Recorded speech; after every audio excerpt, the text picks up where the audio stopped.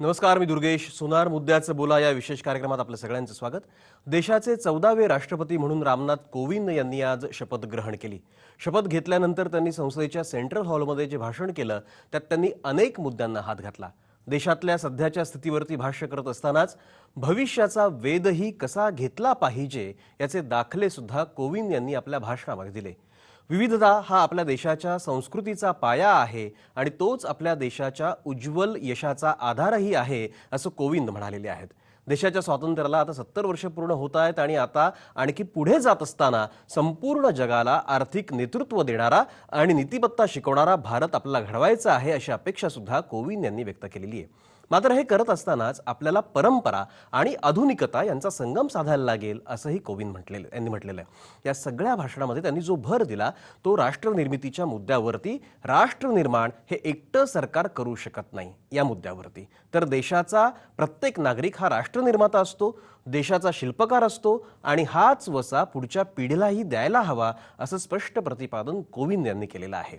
कोविंद यांनी मांडलेली राष्ट्रनिर्माणाची ही भूमिका अत्यंत महत्त्वाची आहे आणि म्हणूनच याच मुद्द्याच्या अनुषंगानं आजच्या आपल्या तरुणाईला नेमकं काय वाटतं, देशाच्या उभारणीमध्ये राष्ट्रनिर्माणाच्या कार्यामध्ये आजच्या पिढीचं नक्की योगदान कसं असू शकतं, हा यंग इंडिया नक्की कोणत्या दृष्टिकोनातून आपल्या देशाच्या उभारणीकडे पाहतो, देशाच्या विकासाबद्दलची त्यांची नेमकी भूमिका काय आहे हे जाणून घेणं महत्त्वाचं आहे. आणि म्हणूनच आजच्या आपल्या शोमध्ये कोणत्याही प्रकारचा राजकीय वादविवाद न करता थेट तरुणांनाच बोलतं करायचं आम्ही ठरवलंय आणि तरुण पिढीचे प्रतिनिधी म्हणून आज 4 जण माझ्यासोबत याच मुद्द्यावरती बोलणार आहेत, ज्याचा विषय आहे आम्ही शिल्पकार उद्याच्या भारताचे. आणि या मुद्द्यावरती बोलण्यासाठी माझ्यासोबत आहेत आमचे सगळे तरुण मित्र. अल्फिया चापेकर जी विद्यार्थिनी आहे ती स्टुडिओमध्ये माझ्यासोबत आत्ता आहे, जी आमच्या यंग इन्स्पिरेटर्स नेटवर्कची कार्यकर्ती पण आहे. ओंकार सावंत हा सुद्धा विद्यार्थी माझ्यासोबत स्टुडिओमध्ये आहे, तो सुद्धा आमच्या यंग इन्स्पिरेटर्स नेटवर्कचा कार्यकर्ता आहे. औरंगाबादमधनं ऐश्वर्या शिंदे आणि परमेश्वर इंगोले हे 2 माझे मित्र, तरुण मित्र या कार्यक्रमामध्ये सहभागी होत आहेत. हे दोघं सुद्धा यंग इन्स्पिरेटर्स नेटवर्कचे कार्यकर्ते आहेत. या सगळ्यांशी आपल्याला बोलायचं आहे, या चौघांशी आपल्याला बोलायचं आहे. मुद्दा जो मी मगाशी सांगितला की आम्ही उद्याच्या भारताचे शिल्पकार आहोत. आम्हाला जर उद्याचा भारत घडवायचा असेल तर त्याचे शिल्पकार आम्ही आहोत, ही भावना या तरुणांमध्ये असते. फक्त त्याला एक दिशा देण्याची गरज असते. आणि कुठेतरी कोविंद यांच्या आजच्या भाषणामध्ये जेव्हा त्यांनी शपथ ग्रहण केली त्याच्यानंतर त्यांनी जे देशाला उद्देशून भाषण केलं सेंट्रल हॉलमधनं संसदेच्या, त्याच्यामध्ये याच मुद्द्यावरती त्यांचा ज्याला आपण फोकस म्हणतो तो फोकस होता, भर होता. म्हणजे एकूणच जेव्हा जेव्हा या देशाच्या निर्मितीचा विषय येतो, राष्ट्र उभारणीचा विषय येतो, त्यावेळेला कोविंद असं म्हणाले की या देशाचा प्रत्येक नागरिक हा राष्ट्राच्या निर्मितीचा अत्यंत महत्त्वाचा असा घटक आहे. म्हणजे तो शेतामध्ये राबणारा शेतकरी असेल, मजूर असेल, अत्यंत ज्याला आपण श्रमजीवी म्हणतो असा तो श्रमजीवी असेल, डॉक्टर असेल, इंजिनियर असेल, वकील असेल, हे सगळे जण जे आहेत, समाजाचे वेगवेगळे घटक आहेत, शिक्षक आहेत, हे सगळे देशाच्या उभारणीतले महत्त्वाचे असे घटक आहेत. आणि या सगळ्यांनी मिळून हा भारत देश घडत असतो आणि तो घडत आलेला आहे. आणि याच मुद्द्याच्या अनुषंगाने आपल्याला बोलायचं. पण हे सगळी चर्चा सुरू करत असताना या मुलांशी मला बोलायचं आहे. पण मुलांशी बोलण्यापूर्वी रामनाथ कोविंद नेमकं काय म्हणाले त्या भाषणामध्ये त्यातला एक छोटा तुकडा आपण ऐकूया आणि मग चर्चेला सुरुवात करूया. ऐकूयात रामनाथ कोविंद काय म्हणाले. राष्ट्र निर्माण अकेले सरकारों द्वारा नहीं किया जाता. सरकार सहायक हो सकती है, वो समाज की उद्यमी और रचनात्मक प्रवृत्तियों को दिशा दिखा सकती है, प्रेरक बन सकती है. राष्ट्र निर्माण का आधार है राष्ट्रीय गौरव. हमें गर्व है भारत की मिट्टी और पानी पर. हमें गर्व है भारत की विविधता, सर्वधर्म समभाव और समावेशी विचारधारा पर. हमें गर्व है भारत की संस्कृति, परंपरा एवं अध्यात्म पर. हमें गर्व है देश के प्रत्येक नागरिक पर. हमें गर्व है अपने कर्तव्यों के निर्वहन पर और हमें गर्व है हर छोटे से छोटे काम पर जो हम प्रतिदिन करते हैं. साथियों, देश का हर नागरिक राष्ट्र निर्माता है. हम में से प्रत्येक व्यक्ति भारतीय परंपराओं और मूल्यों का संरक्षक है और यही विरासत हम आने वाली पीढ़ियों को देकर जाएंगे. देश की सीमाओं की रक्षा करने वाले और हमें सुरक्षित रखने वाले सशस्त्र बल राष्ट्र निर्माता हैं. जो पुलिस और अर्धसैनिक बल आतंकवाद और अपराधों से लड़ रहे हैं वो राष्ट्र निर्माता है। जो किसान तपती धूप में देश के लोगों के लिए अन्न उपजा रहा है वो राष्ट्र निर्माता है। और हमें ये भी नहीं भूलना चाहिए कि खेत में कितनी बड़ी संख्या में महिलाएं भी काम करती हैं। जो वैज्ञानिक 24 घंटे अथक परिश्रम कर रहा है, भारतीय अंतरिक्ष मिशन को मंगल तक ले जा रहा है या किसी वैक्सीन का आविष्कार कर रहा है वो राष्ट्र निर्माता है। जो नर्स या डॉक्टर सुदूर किसी गांव में किसी मरीज की गंभीर बीमारी से लड़ने में उसकी मदद कर रहे हैं वो राष्ट्र निर्माता है। जिस नौजवान ने अपना स्टार्टअप शुरू किया है और अब स्वयं रोजगार दाता बन गया है वो राष्ट्र निर्माता है।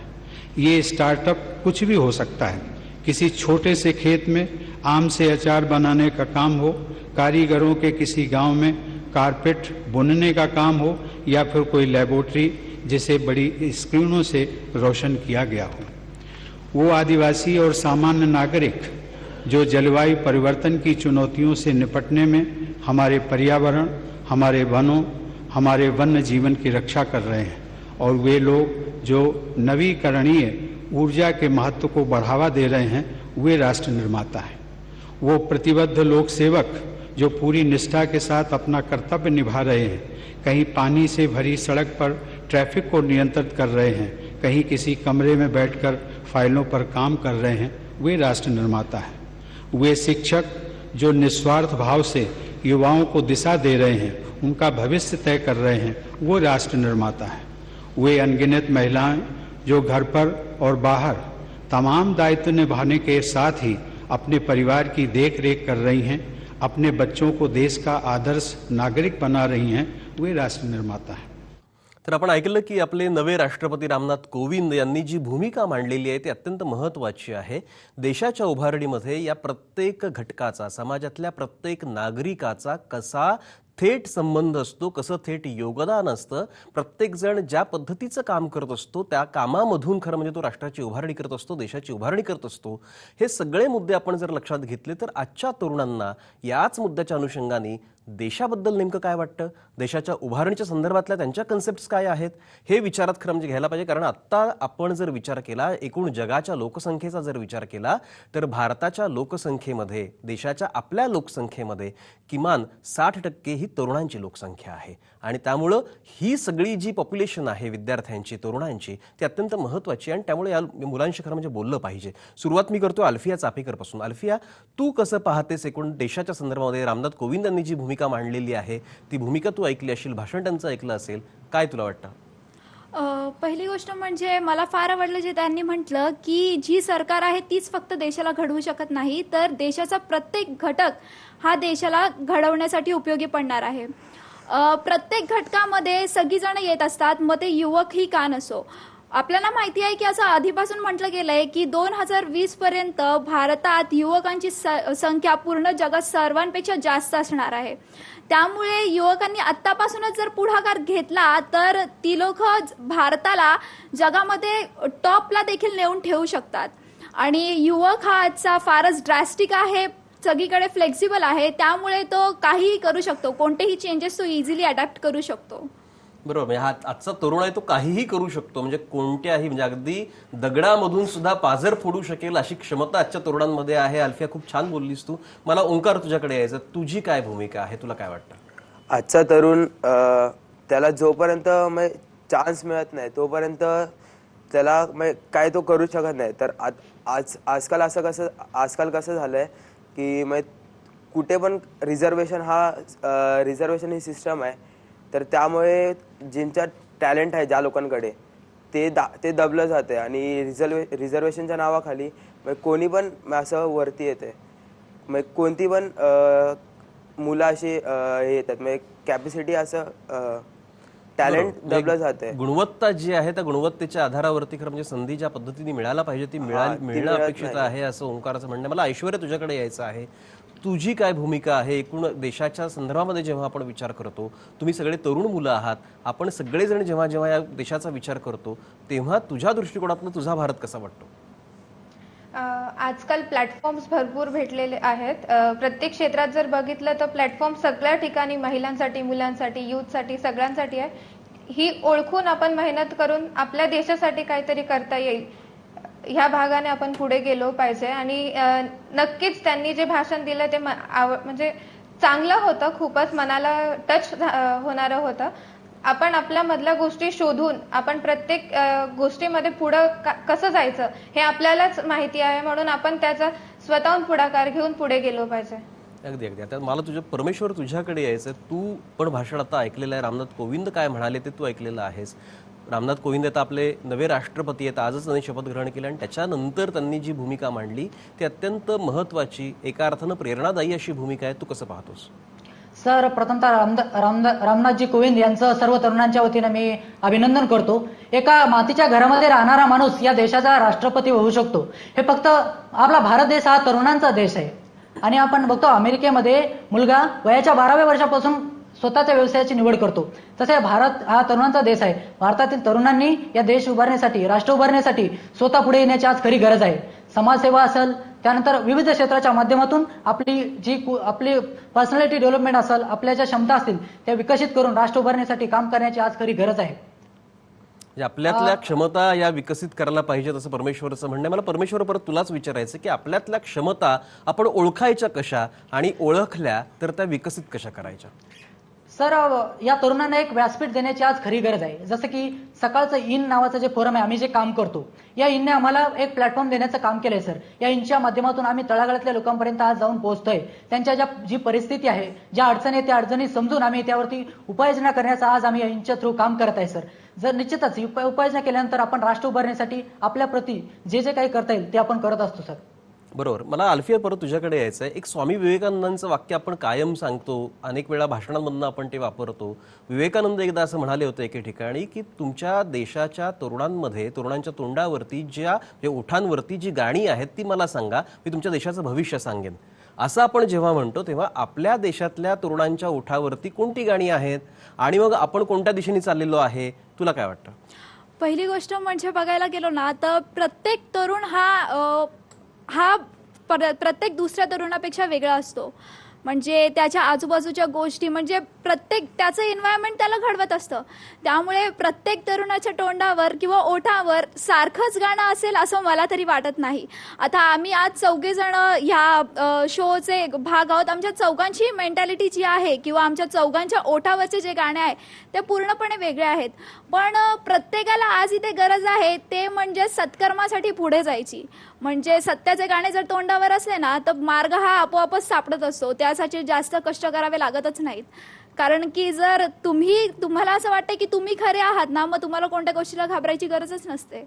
बरोबर. आपण घाबरायचं नाही, आपण अजिबात घाबरायचं नाही, डरायचं नाही, आपण लढायचं, अशी एक जी एकूण मानसिकता तरुणांची असते. म्हणूनच तरुण त्याला म्हणतात.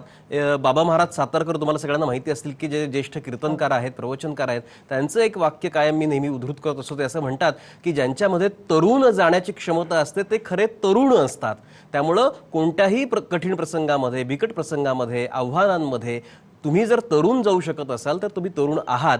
ओंकार, तुझं काय म्हणणं आहे? तू एक तरुण म्हणून, विद्यार्थी म्हणून या सगळ्या आव्हानांकडे कसं पाहतोस? आपण आता तरुण आहे.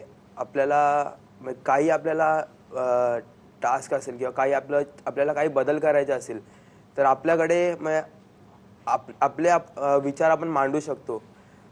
जे काही बदल घडवायचे असतील ते आपण त्याच्यावरती काम करू शकतो. असंच नाही की आपण एकटे आहे असं नाही की आपल्याबरोबर जर आपण आपली मतं मांडली आणि ते योग्य असले तर आपल्याला सपोर्ट करायला अजून पण खूप जण आहे. जसं आमचं सकाळचं फोरम आहे, यंग इन्स्पिरेटर्स नेटवर्क, हे सोशल सर्व्हिस करतं. आम्हाला जर असं काही वाटलं की कुठे काही बरोबर नाही चालू आहे, की आमचं काही मत असली ते मांडायचं असेल आम्हाला आणि त्यावर काय काम करायचं असेल तर सकाळ हे आम्हाला मदत करतंच यंग इन्स्पिरेटर्स नेटवर्कच्या मदतीने. तर तसं आमच्या मतात जर आमच्या नजरेत जर काही असं आम्हाला बदल घडवायचा असेल तर आम्ही ह्या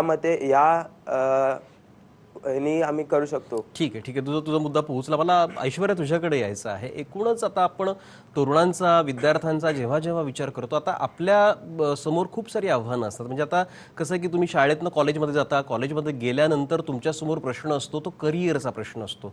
करिअरच्या संदर्भामध्ये खूप सारे प्रश्न आपल्या डोळ्यासमोर असतात की पुढे कसं जायचं आहे, नेमकं कशामध्ये करिअर करायचं आहे, कशा कशा संधी आपल्याला उपलब्ध होऊ शकतात, हे एक ओझं अपेक्षांचं आपलं कायम मनावरती असतं.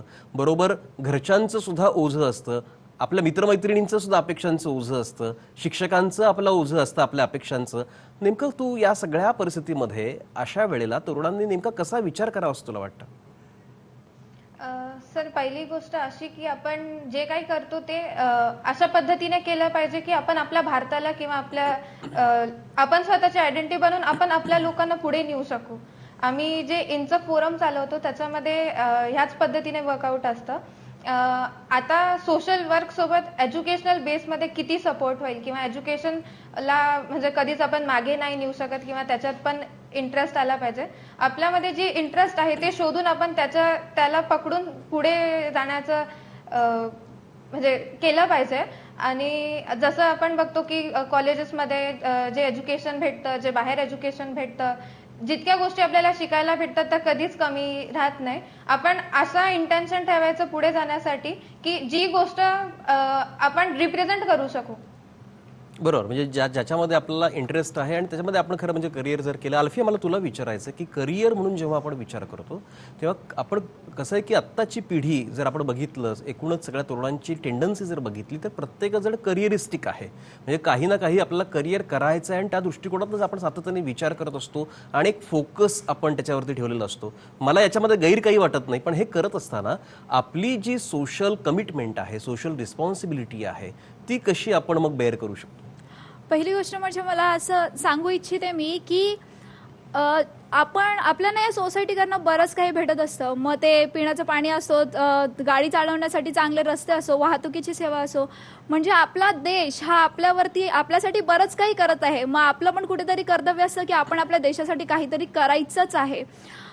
करिअर तर सगळ्यांना करायचंच असतं. प्रत्येकाचं म्हणजे तोच माइंडसेट असतो की कुठेतरी जाऊन मला पण मोठं व्हायचं आहे म्हणून. पण फक्त मोठं होऊन काहीच अर्थ नसतं. जर तुमच्या आजूबाजूची लोक जर तुम्हाला चांगलं बोलत नसतील ना, तर त्या मोठ्यापणाचा काहीच अर्थ नसतं. कारण की तुम्ही जेव्हा स्वतः ग्रो होतात, तुम्ही तुमच्या आजूबाजूच्या लोकांना देखील पुढे न्यायला पाहिजे. आणि आजूबाजूच्या लोकांना तुम्ही पुढे काय नेताय, त्याचसोबत तुम्ही तुमच्या सोसायटीला पण पुढे नेताय. आणि तुम्ही सोसायटीला पुढे नेलात तर हीच तुमची सोशल सर्व्हिस असं म्हटलं जाईल. परमेश्वर, मला तुला विचारायचं, याच मुद्द्याला जोडून पुढे आपण आणखीन हा विषय पुढे नेऊयात की आपण जेव्हा करिअरचा वगैरे हा सगळा संदर्भ तर आहेच आहे, पण मुळात आपली स्वतःची डेव्हलपमेंट म्हणजे ज्याला आपण पर्सनॅलिटी डेव्हलपमेंट म्हणूया, व्यक्तिमत्व विकास म्हणूया, आपला विकास जेव्हा आपण करतो तेव्हा पर्यायानं आपण समाजाचा पण विकास करतो. तुझं इम्प्रेशन काय आहे? सर, समाजामध्ये आपण राहत असतो, आपण एक समाजाचा घटक आहे. त्या समाजाप्रती आपलं काहीतरी देणं लागतं आणि या समाजाप्रती देणं लागत असताना आपण समाजातील विविध लोकांच्या संपर्कात येतो. त्या संपर्कात आल्यानंतर आपल्याला नवनवीन गोष्टी शिकायला भेटतात आणि नवनवीन गोष्टी शिकायला भेटल्या म्हणजे निश्चितच आपल्या पर्सनॅलिटीमध्ये डेव्हलपमेंट होत जातं. त्या दृष्टीने आपण आपल्यामध्ये चेंजेस करत जातो. आपण या राष्ट्राचे एक शिल्पकार आहोत. आपण लात मारेल तिथं पाणी काढण्याची ताकद आज आम्हा तरुणामध्ये आहे आणि निश्चितच हा तरुण देश घडवण्यासाठी, समाजामध्ये नवनवीन उपक्रम राबवण्यासाठी नेहमीच सदैव तत्पर असेल. बरोबर. म्हणजे आता तू जसं म्हणाला की लाथ मारीन तिथे पाणी काढीन, हा जो आत्मविश्वास परमेश्वर या तुमच्या सगळ्या तरुण मुलांमध्ये आहे, हाच खरं म्हणजे देशाला पुढे घेऊन जाणार आहे. ओंकार, मला परत तुला बोलतं करायचंय की तुझ्या दृष्टिकोनातनं कोणती चॅलेंजेस आता दिसत आहेत समोर आपल्याला? आता कारण आणखीन पुढे जायचं आहे. भारत आपल्याला महासत्ता जर करायचा आहे, आर्थिक महासत्ता असेल, जागतिक महासत्ता जर असेल करायचं आपल्याला असेल, तर मग काय केलं पाहिजे? काय चॅलेंजेस तुला समोर वाटतात? पहिलं म्हणजे आता जे घोटाळे चालू आहेत, जे काही चालू आहे ते सगळं बंद झालं पाहिजे. जे काय सरकारचं जे काय चालतंय कार्य ते सगळं लोकांच्या समोर आलं पाहिजे. सगळं काही आहे डिजिटलाइज झालं पाहिजे, ज्यामुळे भारताचा प्रोग्रेस होईल. आणि अजून एक मी पहिला बोललेलो जसं रिझर्वेशन सिस्टम आहे ती बंद झाली पाहिजे, ज्यामुळे टॅलेंट लपवलं जाते, लपलं जाते, त्यांना संधी मिळत नाही आहे. आणि बरोबर, हे विकासाची संधी जी आहे एकूण गुणवत्तेच्या आधारावरती मिळाली पाहिजे, समान संधी मिळाली पाहिजे आणि ज्या विद्यार्थ्याला, ज्या मुलाला ज्या क्षेत्रामध्ये आवड आहे त्याच्यामध्ये जर त्याला करिअर करता आलं तर याच्यासारखं दुसरं कुठलं भाग्य नाही असं म्हणता येईल. मला अल्फिया तुला विचारायचं आहे की आता आपण जर पुढे जायचं आहे, आता आव्हानांचा आपण विचार करतोच आहे, पण एक मुद्दा जो कोविंद यांच्या बोलण्यामध्ये आला होता तो स्टार्टअपचा होता. आणि आता पण स्टार्टअप म्हणजे make in India, made in इंडियाच्या अनुषंगानं सुद्धा मोदींनी जी घोषणा केली त्याच्यानंतर स्टार्टअप हा एक विषय आता म्हणून समोर आलेला आहे. अनेक जण त्याच्यामध्ये काम करतायत आणि आपण अगदी छोट्या कारणातनं म्हणजे छोट्या करिअरमधनं सुद्धा आपलं मोठं विश्व निर्माण करू शकतो. तू कसं पाहतेस?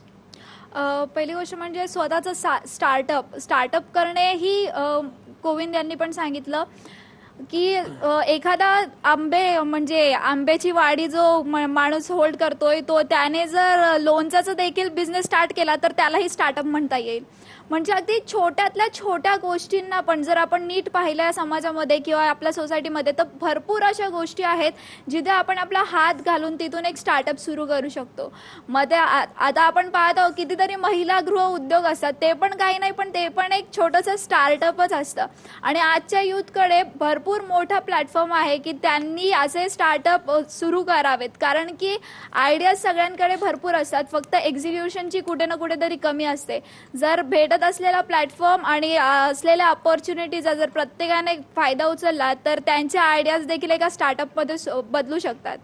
बरोबर. ऐश्वर्या, तुझं काय म्हणणं आहे? कारण आपल्याकडं म्हणजे आपण करू तेवढं कमी आहे, म्हणजे संधी खूप असतात, आपण त्या निर्माण करायच्या असतात. कोणी आपल्या पायाशी किंवा हाताशी संधी आणून देत नाही, ती आपल्याला निर्माण करायची असते संधी. पण हे करत असताना स्काय इज द लिमिट हे जेव्हा आपण विचारात घेतो तेव्हा मग आपण कसं पुढे जाऊ शकतो? सर, ही संधी प्रत्येकाला भेटली पाहिजे. बरेच जण असे असतात की त्यांना संधी नाही भेटत, त्यांच्यामध्ये ती स्किल असते, तेवढं प्लॅटफॉर्म असतं, म्हणजे स्किल असल्या तरी पण त्यांना पुढे नाही जात आहेत. फायनान्शियल प्रॉब्लेम येतात, कधी फॅमिली सपोर्ट येतं, त्यांच्यामध्ये असलेली गोष्ट सुद्धा त्यांना पुढे नाही करतायत. तर ही गोष्ट कमी झाली पाहिजे. मग नक्कीच ज्यांना ज्या फील्डमध्ये इंटरेस्ट असेल तो पुढे जाणार आणि तो त्याच्यामध्ये स्टार बनणार किंवा तो टॉपवर जाऊ शकेल. स्टार्टअप नावाचं जे आता येत आहे त्याच्याने बरेच लोक इंडिकेट होतील, म्हणजे त्यांना समजेल की बाबा आता आपल्याला संधी भेटली आहे, आपण ही संधी सोडली नाही पाहिजे, आपण त्या मार्गी काम केलं पाहिजे आणि नक्कीच सगळ्यांसाठी फायदा राहील जर सगळ्यांनी याच्यामध्ये सगळ्यांचं इन्व्हॉल्वमेंट वाढलं तर. बरं ऐश्वर्या, मला तुलाच विचारायचं परत की तुला कशामध्ये करिअर करण्यामध्ये इंटरेस्ट आहे? मला ऍक्च्युली बिझनेस करायचा आहे आणि मी कुकिंग करते, माझं बेकिंग आहे तर त्याचं बिझनेस करणार आहे मी. परत मला MBA करायचं आहे. मला वेगवेगळ्या फील्डमध्ये खूप इंटरेस्ट आहे, तर मी प्रयत्न करेन की मला जितक्या गोष्टी येतात तितक्या प्रोफेशनली मी क्रिएट करू आणि प्रत्येक क्षेत्रामध्ये मी माझं नाव कमवेल. इतकी मेहनत करून मला म्हणजे एकच नाही तर भरपूर क्षेत्रामध्ये जाऊन मला माझं नाव करायचं आहे. ग्रेट. म्हणजे कुठेतरी स्टार्टअप, आता इथं सुद्धा स्टार्टअपच आहे ना की बेकिंग असेल किंवा आणखीन काही असेल, तू कुठेतरी सुरुवात करणार आहे आणि तुला ज्या ज्या क्षेत्रामध्ये तू काम करू इच्छिते त्यामध्ये तुला नावलौकिक करायचं, ही चांगली गोष्ट आहे. पण परमेश्वर, औरंगाबाद सारख्या ठिकाणी तुम्ही आहात आणि एकूण मराठवाड्याचा सगळा परिसर जर विचारात घेतला तर त्या ठिकाणी बरीच सारी म्हणजे तुलनेमध्ये शहरामध्ये म्हणजे मुंबई, पुणे, ठाण्यासारख्या ठिकाणी तुम्हाला खूप साऱ्या संधी असतात आणि तुम्ही खूप सारे काही कामं करू शकता, करिअरच्या दृष्टिकोनातून पण विचार करू शकता. पण तुलनेमध्ये जी छोटी शहरं असतात किंवा ग्रामीण भाग असतो तिथे मात्र खूप साऱ्या समस्या असतात. त्या समस्यांच्या अनुषंगाने एक तरुण म्हणून, एक विद्यार्थी म्हणून तू कसा पाहतोस? सर, स्टार्टअपच्या माध्यमातून आता नवतरुणांना स्वतःचा व्यवसाय करण्याची संधी मिळत आहे, पण ग्रामीण भागामध्ये जर बघितलं सर तर त्यांना खूप साऱ्या अडचणी येतात. स्वतःचा व्यवसाय करण्यासाठी जागेचा अभाव असतो, त्यानंतर पैशाचा अभाव असतो, त्यानंतर ज्या भौतिक सुविधा असतात त्या मिळत नाहीत. पण आता नवीन व्यवसाय करायचा म्हणल्यावर त्यांना त्या सुविधा निर्माण कराव्या लागतात, त्यासाठी त्यांना झटावं लागतं. पण आता नरेंद्र मोदीजी यांनी ही जी स्टार्टअप योजना आणली त्यामुळं या ज्या छोटे छोटे व्यावसायिक आहेत त्यांच्या स्वप्नांना उभारी मिळण्याचं काम आता मिळत आहे आणि तरुण आता व्यवसायामध्ये गुंतून आपला स्वतःचा व्यवसाय करत आहेत. बरं अल्फिया, मला तुझ्याकडे आता परत यायचं आहे. याच मुद्द्याच्या अनुषंगाने आता आपण खूप सारं बोलतो आहे, आपण ज्याला आपण थॉट शेअरिंग म्हणतो, आपल्या आयडियांचं शेअरिंग म्हणतो, की ज्या संकल्पना, जे विचार आपल्याला वाटतात ते आपण घरामध्ये पण बोलतो, बाहेर मित्रांसोबत बोलतो, शिक्षकांसोबत आपल्या बोलतो, हे सगळं सुरू असतं. पण आता अलीकडे झालंय काय की आपल्या संवादाची माध्यमं बदललेली आहेत. जो 1 to 1 फेस टू फेस संवाद होता तो आता बदलला आहे. आता आपण फेसबुकी संवाद साधू लागलेलो आहे. हे सगळं होत असताना कुठेतरी ही जी व्हर्च्युअल रियालिटी आहे ती एका बाजूला आणि रियालिटी जे वास्तव आहे ते एका बाजूला, याच्यामध्ये तुम्ही कसा समन्वय साधणार? पहिली गोष्ट म्हणजे तुम्ही जे म्हणालात फेसबुक आहे किंवा व्हॉट्सअप, आजचा प्रत्येक तरुण हा स्वतःला कुठेतरी एक सोशली बघत असतो. त्यामुळे सोशल मीडिया हा त्याच्या लाईफचा एक अनडिवायडेबल पार्ट म्हणजे असा घटक झालेला आहे की ज्याला आपण त्याच्यापेक्षा सेपरेट करूच शकत नाही. म्हणजे एखादी आयडिया जर मी माझ्या घरच्यांना सांगते आणि तीच आयडिया जर मी आज फेसबुकवरती पोस्ट करते तर तेवढ्याच वेळात ती फेसबुकवरची आयडिया आज लाखो लोक बघू शकतात आणि माझ्या फॅमिलीला सांगितलेली आयडिया ती फक्त फॅमिलीच्या 4 लोकांपर्यंतच राहते. त्यामुळे सांगायचं तर दोघांनाही आहे, कारण की फॅमिलीमध्ये जो सेन्स ऑफ बिलॉंगिंगनेस असतो तो फेसबुक किंवा कोणत्याही सोशल मीडियावरती इझिली भेटत नसतं. पण जो अप्रोच आहे लोकांचा तो आपल्याला फॅमिलीकडून भेटत नसतं, तो आपल्याला सोशल मीडियावरून भेटत असतं. तर हा जो प्लॅटफॉर्म आहे ना त्याची जी प्रेझेन्स आहे आपल्या लाईफमध्ये त्याचा फार मोठा एक इम्पॉर्टन्स आहे आणि तो इम्पॉर्टन्स जाणून घेणं फार महत्त्वाचं आहे. नुसतंच आपलं वापरायचं म्हणून वापर करायचं ही संकल्पना सोडून कुठेतरी वापर करता येईल म्हणजे कुठेतरी आपला फायदा काढून घ्यायचा या सगळ्या गोष्टींमधून, कारण की या सगळ्या गोष्टी आपल्या फायद्यासाठीच आज ठेवलेल्या आहेत. फेसबुक असो, व्हॉट्सअप असो किंवा दुसरं काही असो. बरोबर, अत्यंत महत्त्वाची खरं ही चर्चा आहे, कारण या संपूर्ण चर्चेचं, या संपूर्ण शोचं वैशिष्ट्यच हे आहे की मुळात एकूण सगळे आता एखादा विषय घेतल्यानंतर त्याच्यावरती सगळे एक्सपर्ट तर बोलतातच, वेगवेगळे राजकारणी पण बोलतात. असं जरी असलं तरी कुठेतरी तरुणांनी सुद्धा बोलण्याची जी गरज असते ती पण महत्त्वाची असते. तरुणांना अभिव्यक्त होण्याची संधी मिळाली पाहिजे आणि जेव्हा तरुण बोलतात तेव्हा मग आपला देश एका अर्थाने बोलतो आपल्याला असं वाटत असतं. जो मुद्दा अल्फियाच्या बोलण्यामध्ये आलेला होता तो पण अत्यंत महत्त्वाचा आहे की सेन्स ऑफ बिलॉंगिंग म्हणजे बांधिलकी. जेव्हा बांधिलकी आपल्याला मनामध्ये वाढते एखाद्या विषयामध्ये, समाजाबद्दलची बांधिलकी असेल, आपल्या लोकांविषयीची बांधिलकी असेल, आपल्या मित्रांविषयीची बांधिलकी असेल आणि पर्यायानं आपल्या देशाविषयीची बांधिलकी असेल, ही बांधिलकी आणि सगळ्या गोष्टींची सामिलकी जेव्हा होते तेव्हा कुठेतरी राष्ट्राची उभारणी होत असते. आणि म्हणूनच व्यक्तिनिर्माणातनं राष्ट्रनिर्माण हा सुद्धा विषय खरं म्हणजे लक्षात घ्यायला हवा. आणि म्हणून व्यक्तिमत्व घडवणं, व्यक्ती घडवणं या दृष्टिकोनातनं आपल्याला कुठेतरी पायाभरणी करायला लागेल, तसा विचार करायला लागेल. एक वाक्य फार इंग्लिशमधलं फार सुंदर वाक्य आहे, ते असं आहे की start from where you are with what you have make something of it, never be satisfied. आपल्याला काहीतरी घडवायचं आहे पण ते चांगलं घडवायचं आहे आणि ते घडवत असताना समाधानी मात्र राहायचं नाही, कारण जेव्हा समाधानी प्रवृत्ती आपल्या मनामध्ये निर्माण होते तेव्हा आपला विकास तिथे थांबत असतो. आपला हा विकास आताच पुढं न्यायचा आहे, विकासाची वाटचाल अशी सुरू ठेवायची आहे आणि ही वाटचाल करत असतानाच या सगळ्या तरुणांच्या सोबतीने आपल्याला ही वाटचाल करायची आहे. याच नोटवरती इथेच थांबतो आहे आज मुद्द्याचं बोलामध्ये. उद्या पुन्हा एका नवीन मुद्द्यासह पुन्हा भेटणारच आहोत. तोपर्यंत नमस्कार.